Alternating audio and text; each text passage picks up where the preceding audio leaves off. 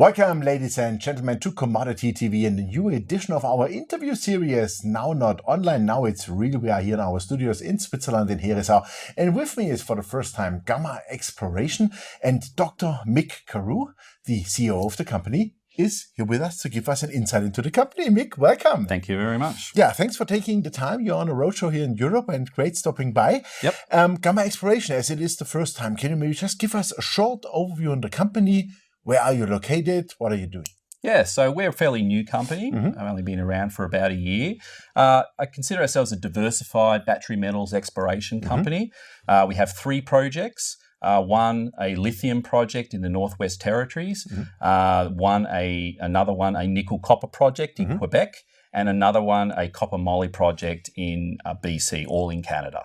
Super. So as you say, Northwest Territories, you are close to Yellowknife, I think, right? Yes, we're only 45 kilometres from Yellowknife. Yeah. So very well located just off the main road there. So ideal. Okay, super. And that's the Muskox project. That's the Muskox Of course, that's the lithium one. And I saw there's a road just going on your border. Yes. From the project. So yes. Infrastructure-wise, that looks great. Very good, very easy, very well accessible, which obviously is important for exploration costs and things like that. But very easily accessible, which is good for the Northwest Territories because there's obviously north. It's up there. It's considered fairly remote. So being located that close to the road and that close to Yellowknife is ideal.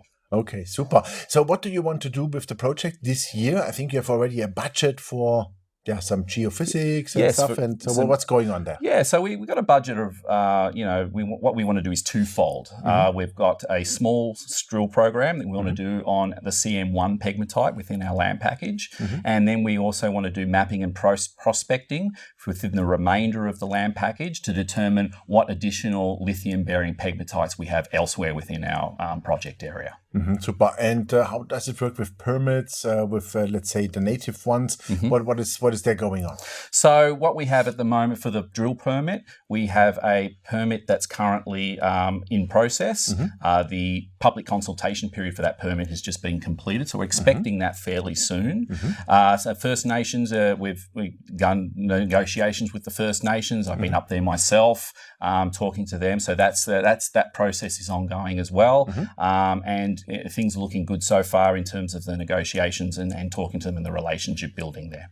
Okay, super. So we will get some use out of that soon. Absolutely. Yeah, it's a good, absolutely. Great. Yeah, then the other, the next project is a Tyee Nickel-Copper, I think it is, right? So how did you come on that? What's the game plan there? So yeah, that project is largely from staking, identified as a new potential nickel district. So we have two plans for that. First of all, doing a big geophysical survey, a SkyTM survey, which is important and a useful tool for exploring for massive sulfide nickel deposits, which is what we is the potential is there in that for that Tyee project, and then utilising that data for doing mapping and prospecting, identifying additional targets within that project area to delineate, to make a decision on potential drilling later on in the year. Okay, so also this year, probably there's some drilling.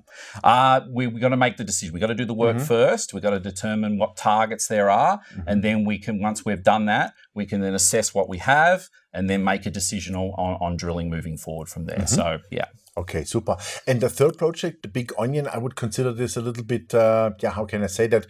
Not in the immediate focus, but this is something for later, right? Because that's copper-moly. It's a copper-moly project. It's more advanced. It's a more advanced project. So there's a historic resource. There's a lot of historic drilling there. So the first thing before we can do too much is we've got to understand what we have. We've got to go through the historic drilling, go through all the data, determine what we have, determine the potential, and then we can implement a program or an exploration program from there. So that takes some time. There's a lot of data. So that's what we're going to be doing over the course of the next several months or couple of months. And then once we've done that, then we'll have a better idea what the potential is, and we can develop a program accordingly. Okay, super. So what I like is the fact you have battery metals, of course. I think that's a big future anyhow. Yeah, I'm a big commodity bull. I think the super cycle has started. But what is also very positive is that you are in a very safe jurisdiction. Yes. I mean, Canada, fantastic, right? Yes. Infrastructure-wise, everything works. And so what would be, let's say, in the longer run, what could you imagine as an let's call it game plan, exit strategy? Because to bring that all in production by yourself, maybe a little bit unrealistic. No, well, we're not. We're explorationists. Our background is exploration, so we're in the business of finding new projects and developing new projects and identifying new resources. From there, it would be a case of developing value, and then having someone who might be, or a company that might be interested in advancing their own project portfolio to come in and potentially add it to theirs. So we're in the process of exploring and finding something new that's of value, and then moving forward. Okay, super.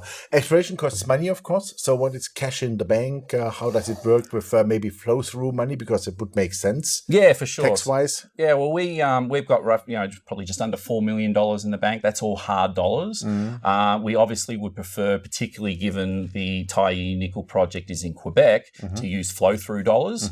So that's very much on the cards. And we did closed a $1 million flow-through raise that was announced on Friday, and we'll be looking at more to supplement our exploration program, so we can use flow-through instead of hard dollars for this year and next. Okay, super. As you are a young company, you said it. So who are the large shareholders, major shareholders? What is management share? Yeah, for sure. So I'd say close to 40% or just under 40% of the shares, total shares, are owned by management, board, and what we consider insiders, key insiders, key people who were involved in the company from the start. Management insiders around 10%.